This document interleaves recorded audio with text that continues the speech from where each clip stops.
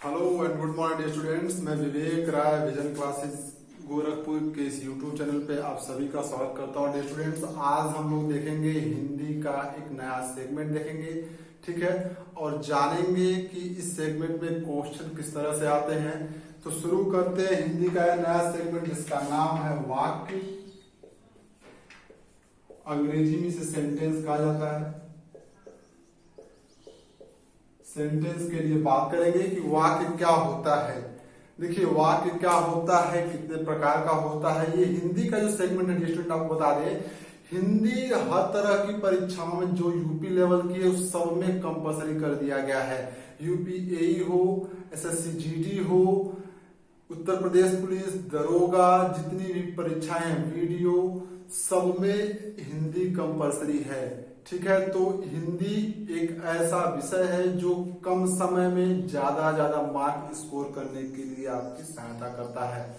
तो dear student, Hindi को आप बहुत ध्यान से पढ़ेंगे और समझेंगे हिंदी में क्या क्या आपके सिलेबस में है।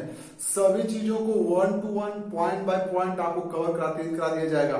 तो हम शुरू करते हैं अपना जो पहला सेगमेंट है हिंदी का, वाक्य। वाक्य किसे कहते हैं? देखिए, वाक्य क्या होता है, जैसे इसके पहले आपने वर्ड पढ़ा, शब्द पढ़ा, अब वाक्य की बारी है। देखिए, वाक्य दो या अधिक शब्दों की ऐसा सार्थक क्रम जिससे एक सही अर्थ की प्राप्ति होती है उसे वाक्य कहते हैं, ठीक है। क्योंकि वाक्य दो तरह के होते हैं, सार्थक और निरर्थक। निरर्थक वाक्य से हमें मतलब नहीं होता, हम सार्थक को ही लेकर चलेंगे।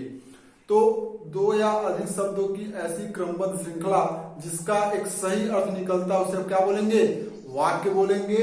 जैसे अगर हम बोले राम घर जाता है, राम घर जाता है, ये देखिए जो वाक्य, इसमें जो शब्द है 1 2 3 4 शब्द से मिलकर ये श्रृंखला बनी हुई है, इसका निश्चित अर्थ निकलना, अतः ये वाक्य है।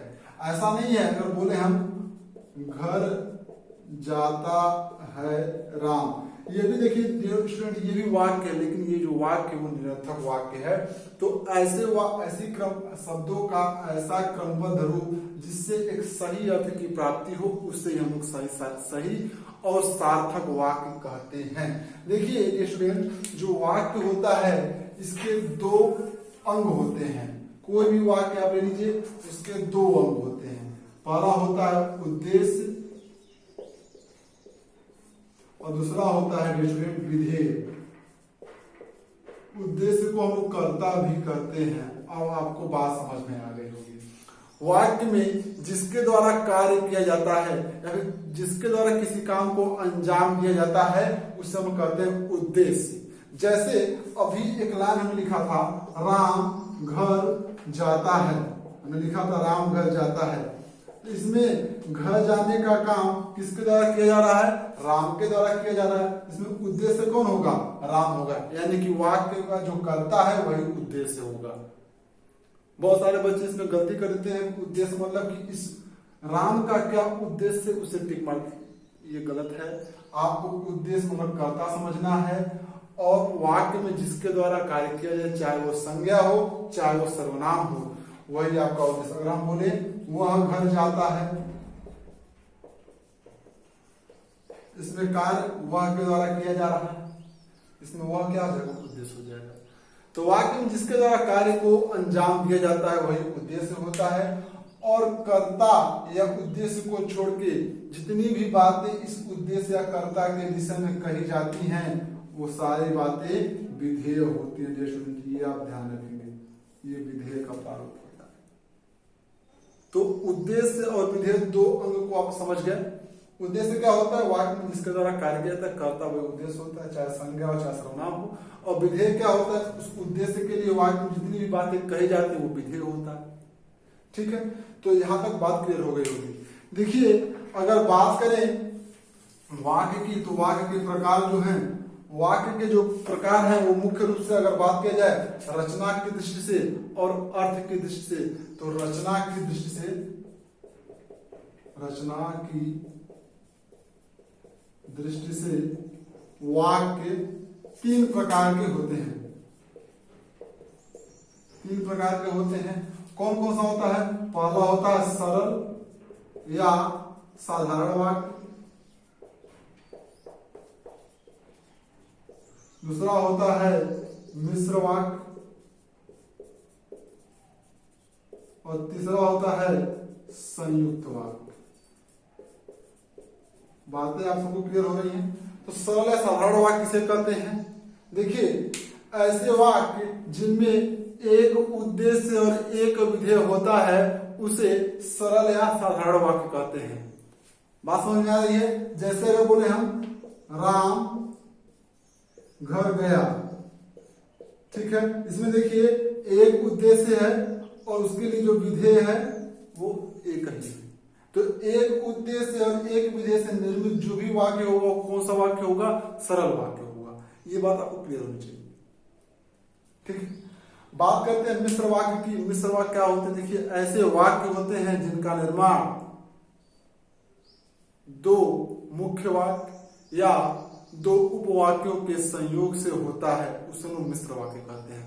मुख्य वाक्य और उपवाक्य क्या होते हैं स्टूडेंट समझ लीजिए। मुख्य वाक्य ऐसे वाक्य होते हैं जो संज्ञा प्रधान होते हैं, जिनकी शुरुआत संज्ञा से होती है, जो किसी अन्य वाक्य पे निर्भर नहीं होते हैं, उसे मुख्य वाक्य कहते हैं। राम घर गया, ये एक मुख्य वाक्य है।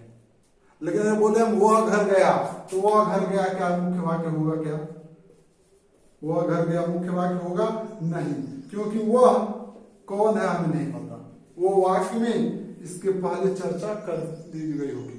तो जो वाक्य संज्ञा प्रधान होते हैं, जो किसी पे डिपेंडेंट नहीं होते, उसे मुख्य वाक्य कहते हैं। और उपवाक्य ऐसे वाक्य होते हैं जो इसके पहले आए हुए किसी न किसी वाक्य पे क्या करेंगे? डिपेंडेंट होंगे, निर्भर होंगे। बात क्लियर हो रही है स्टूडेंट? चलिए आगे चर्चा करते हैं। तो अगर बात कर लो मिश्र वाक्य की, मिश्र वाक्य ऐसे वाक्य होते हैं जिनका निर्माण दो या अधिक मुख्य वाक्यों या मुख्य वाक्य प्लस उपवाक्य या फिर दो उपवाक्यों के संयोग से जिनका निर्माण होता है। जैसे अगर एग्जाम्पल की बात करें, राम घर गया, वह वहां से मेरे लिए किताब लाएगा। ये देखिए, राम घर गया एक वाक्य है, वह वहां से मेरे लिए किताब ले आएगा दूसरा वाक्य है। इन दोनों को मिला के एक वाक्य की बात की, कैसा वाक्य होगा? ये मिश्र वाक्य होगा। बात क्लियर हो रही है? चलिए आगे बढ़ते हैं संयुक्त वाक्य पे। संयुक्त वाक्य क्या होता है? देखिए, ऐसे वाक्य होते हैं जिनका निर्माण दो या अधिक मिश्र वाक्य या फिर संयुक्त वाक्यों के जुड़ने से होता है। संयुक्त वाक्य नहीं, दो या अधिक मिश्र वाक्य या सरल वाक्यों के जुड़ने से होता है, ठीक है। जैसे अगर हम बात करें, राम कल घर जाएगा और रहीम को ले आएगा। देखिए, राम कल घर जाएगा और रहीम को ले आएगा, ये देखिए संयुक्त वाक्य है। और के मदद से हमने इन दोनों वाक्यों को संयुक्त मतलब क्या कर दिया है? जोड़ दिया है। तो ऐसे वाक्यों को हम लोग क्या बोलेंगे? संयुक्त वाक्य बोलेंगे, ठीक है। तो बातें क्लियर होगी। रचना की दृष्टि से वाक्य के तीन प्रकार, सरल साधारण वाक्य, मिश्र वाक्य, संयुक्त वाक्य, पूरी बातें क्लियर हो गई होगी, ठीक है। अब इसके बाद अगर बात करें हम लोग वाक्य की, तो अर्थ के आधार पे जो वाक्य हैं ये भी कुछ प्रकार के होते हैं। तो इस पे चर्चा करेंगे कि अर्थ के आधार पे वाक्य कितने प्रकार के होते हैं स्टूडेंट। तो आप अभी इस समय देख रहे हैं विजन क्लासेस का चैनल, ठीक है। चलिए शुरू करते हैं। अर्थ के आधार पे वाक्य के प्रकार बता दें आपको। अर्थ के आधार पे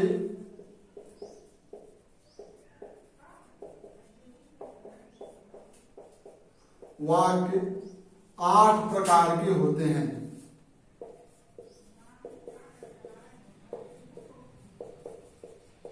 जी हाँ स्टूडेंट, अर्थ के आधार पे जो वाक्य होता है वो 8 प्रकार का होता है। कौन कौन से वो 8 प्रकार है उनके बारे में चर्चा करेंगे। देखिए, जैसे पहला है प्रश्नवाचक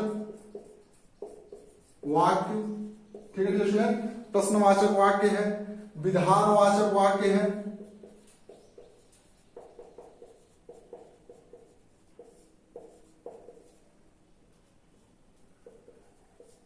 ठीक है। तीसरा कौन सा होगा, देखिए निषेधवाचक वाक्य।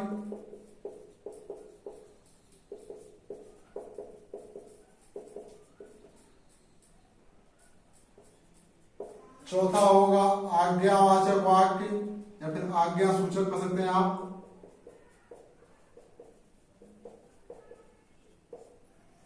ठीक है।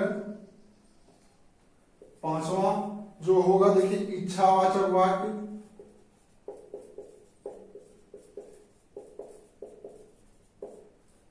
जो छठा होगा संदेहवाचक। ठीक है। जो सातवां होगा संदेहवाचक के बाद विस्मयादि बोधक वाक्य।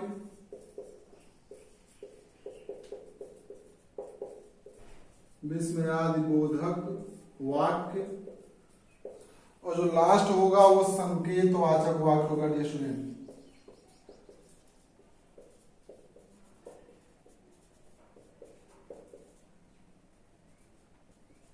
ये वाक्य की 8 प्रकृति है जिसे अर्थ के आधार पे आपके सामने रखा गया। प्रश्नवाचक वाक्य, देखिए ऐसे वाक्य होते हैं जो वाक्य में प्रश्न पूछने का काम करते हैं। ठीक है, ये बातें क्लियर होगी, इसे आप उतार लीजिएगा। हम आगे बढ़ते हैं। देखिए बात करें अगर प्रश्नवाचक वाक्य की, तो प्रश्नवाचक वाक्य क्या होता है, देखिए ऐसे वाक्य होते हैं जो प्रश्न पूछने का काम करते हैं, जिनकी शुरुआत प्रश्न सूचक शब्दों से होती है। जैसे क्या यह मेरी पुस्तक है।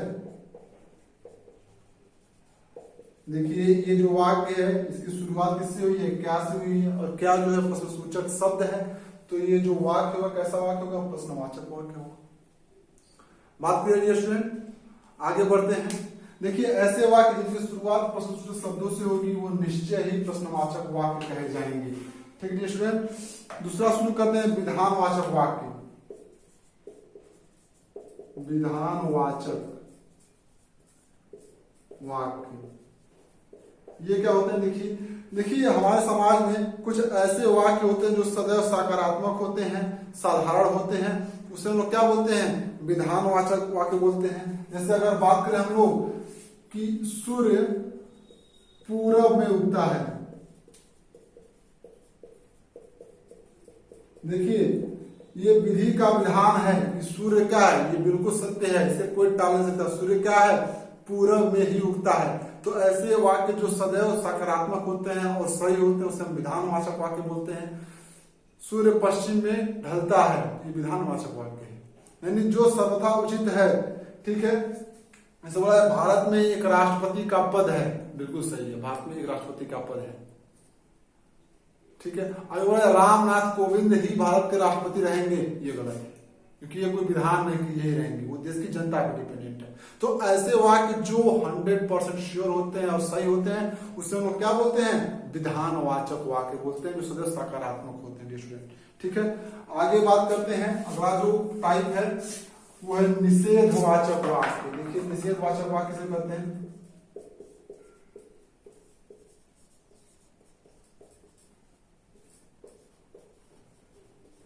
देखिए ऐसे वाक्य होते हैं जिसमें क्या होता है, निगेटिविटी की फीलिंग आती है, ना के संदर्भ में जो बातें की जाती हैं, ऐसे वाक्यों को हम निषेधवाचक वाक्य कहते हैं। जैसे मैं घर नहीं जाऊंगा, मैं यह काम कभी नहीं करूंगा। तो जो भी बातें ना के संक्षेप में हो, मैं यह काम कभी नहीं करूंगा। देखिए ये जो बात हुई है वो सकारात्मक है नहीं, नेगेटिव फीलिंग है, कभी नहीं, नेवर। तो ऐसे वाक्य जो ना के संदर्भ में होते हैं उसे हम निषेधवाचक वाक्य कहते हैं स्टूडेंट। बात क्लियर हो रही होगी, आशा करते हैं चीजें आपको समझ आ रही होगी। ठीक है, इसके बाद जो अगला वाक्य होता है वो होता है आज्ञावाचक वाक्य। ये कैसे वाक्य होते हैं, देखिए हमारे समुदाय में कुछ वाक्य ऐसे हैं जो फेमस हैं अपने ऑर्डर के लिए, है ना। जैसे आज्ञावाचक ऐसे वाक्य जिसमें हमें ये फीलिंग आती है कि कोई आदेशात्मक बात कही जा रही है। जैसे मेरे लिए पानी लाओ, अगर मैं कहूं कि मेरे लिए कुर्सी लाओ। तो ये वाक्य कैसा है? आज्ञावाचक है। ऐसे वाक्य इसमें कर्ता स्वयं कार्य नहीं करते, किसी दूसरे को कार्य करने के लिए प्रेरित करता है, किसी दूसरे को कार्य करने के लिए कहता है, ऐसे ही वाक्य को हम लोग आज्ञावाचक वाक्य कहते हैं। यहाँ देखिए, मेरे लिए कुर्सी ला, इसमें मैंने कुछ नहीं किया, हमने दूसरे को आदेश दिया कि कुर्सी लेके आइए और वो मेरे लिए कुर्सी लेके आता है। तो ऐसे वाक्य को क्या बोलेंगे हम लोग? आज्ञावाचक वाक्य बोलेंगे, जिसमें कर्ता स्वयं कुछ नहीं करेगा, वो किसी को कार्य करने की प्रेरणा देगा। ठीक है। अगला देखिए, आज्ञावाचक वाक्य के बाद अगला जो वाक्य है वो है इच्छावाचक वाक्य। देखिए, इच्छावाचक वाक्य क्या होता है? ऐसे वाक्य होते हैं इच्छावाचक वाक्य जो हमारे कंठ से स्वतः ही निकल जाते हैं। जैसे अगर कोई आपके सामने ऐसा व्यक्ति बैठा हो जो थोड़ा गरीब टाइप का हो, उससे अगर आप कुछ दान देते हैं, आपसे पैसे दान किए, तो उससे आप क्या एक्सपेक्ट करते हैं? वो आपको कहेगा ठीक है बेटा खुश रहो। यानी कि उसकी इच्छा हुई और उसने आपको ये आशीर्वाद दिया। आपने उसे आशीर्वाद के लिए एक्सपेक्ट नहीं किया था कि आशीर्वाद देगा क्या देगा, लेकिन आपके जैसे ही आपने उसे दान किया, उसने आपको खुश रहो का आशीर्वाद दिया। तो ऐसे वाक्य जो बिना किसी प्रेशर के स्वतः ही निकल जाते हैं, आपके क्रियाकलापों को देख के स्वतः ही निकल जाते हैं, ऐसे वाक्य को हम लोग कहते हैं इच्छावाचक वाक्य। इसमें कहीं भी प्रेशर नहीं, तो स्वतः निकल जाते हैं। ठीक है स्टूडेंट, तो ये इच्छावाचक वाक्य हो गया। अगला जो वाक्य लिखिएगा स्टूडेंट, वो है संदेहवाचक वाक्य।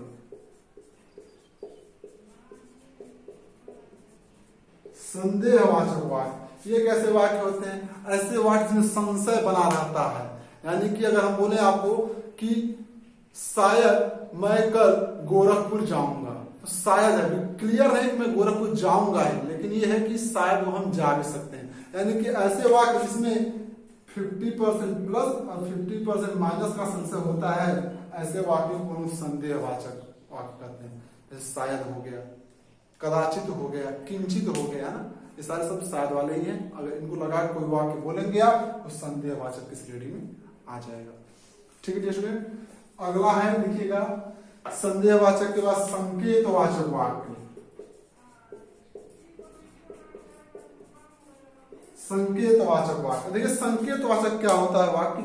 देखिए, ऐसे वाक्य होते हैं जो किसी निश्चित वस्तु या व्यक्ति की जो संकेत करते हैं, उसे संकेतवाचक वाक्य कहते हैं। जैसे अगर मैं बोलूं कि यह वर्दी मेरी है, तो यह यानी कि यह बात निश्चित है कि यह वर्दी मेरी है। अगर मैं कहूं यह पेन मेरा है, तो निश्चित है कि इतने सारे पेन में यही पेन मेरा है। तो ऐसे वाक्य जो संकेत के आधार पर निश्चित रूप से सही बोले जाते हैं, उसे संकेतवाचक वाक्य कहते हैं स्टूडेंट। ठीक है।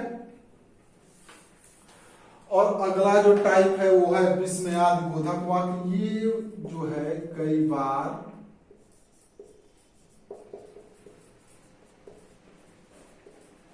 विस्मयादिबोधक वाक्य, देखिए ऐसे वाक्य होते हैं जिनको पढ़ने से विस्मय, हर्ष, शोक, उल्लास आदि के भाव का पता चलता है, उसे विस्मयादिबोधक वाक्य बोलते हैं। ठीक है। इसका जो चिन्ह होता है विस्मयादिबोधक का चिन्ह उल्टा आई जो होता है, ये विस्मयादिबोधक वाक्यों का सिंबल होता है। ठीक है। जैसे अगर हम बोले क्या वह भर्ती हो गया, अगर हम बोले क्या वह भर्ती हो गया, देखिए इसमें क्या जो शब्द है वो प्रश्नसूचक शब्द है, लेकिन चूंकि इसका विस्मय के रूप में प्रयोग किया जाता है, विस्मयादिबोधक के रूप में काम कर रहा है। क्या अचानक शॉक्ड हो गए, क्या वह भर्ती हो गया, तो ऐसी बात ये क्या होगी, ये विस्मयादिबोधक के लिए काम कर रहा है। ठीक है। हे भगवान, उसका एक्सीडेंट हो गया, क्या उसका एक्सीडेंट हो गया। तो इस तरह की जो बातें होती हैं जिसमें हमें अचानक से कोई बात समझ आती है, ठीक है, उसको पढ़ के हम खुश हो जाएं, अचानक से दुखी हो जाएं, तो ऐसे भाव को प्रकट करने वाला जो वाक्य होता है वो विस्मयादिबोधक वाक्य होता है स्टूडेंट। तो उम्मीद करते हैं चीजें आपको बेहतर समझ में आएंगी। देखिए स्टूडेंट, हम बस उन्हीं फैक्ट्स पे चर्चा करेंगे जो आपके एग्जाम के लिए इंपॉर्टेंट है और जिससे आपके एग्जाम में प्रश्न पूछने की बहुत ज्यादा संभावना होती है। फालतू का समय ना आपके पास आना मेरे पास चीजों को एब्जॉर्ब करने के लिए, तो उन्हीं चीजों को पढ़ा जाए जो हमारे लिए और हमारे एग्जाम के लिए बहुत ज्यादा ही इंपॉर्टेंट है। ठीक है स्टूडेंट, तो उम्मीद करते हैं चीजें आपको बेहतर समझ में आएंगी, और अगर आपको कुछ चीजें नहीं समझ में आती हैं तो उसे आप अपने कमेंट बॉक्स में कमेंट करिएगा, उसका हम जरूर से जरूर जवाब देंगे।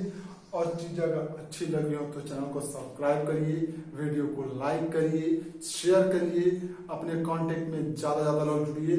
जितने ज्यादा लोग जुड़ेंगे उतना ही वीडियो और ज्यादा बनेगा, और जितना ज्यादा वीडियो बनेगा उतना ही आपका लाभ होगा, क्योंकि इस कोविड-19 के समय आप अपने पढ़ाई को एक सही अंजाम तक पहुंचाने का इससे बढ़िया समय नहीं मिलेगा। पूरा टाइम आपके पास है, अपने पूरे टाइम यूटिलाइज करिए, विजन क्लास के साथ लगे रहिए, तैयारी को एक नया अंजाम दीजिए। तब तक के लिए धन्यवाद, थैंक यू वेरी मच।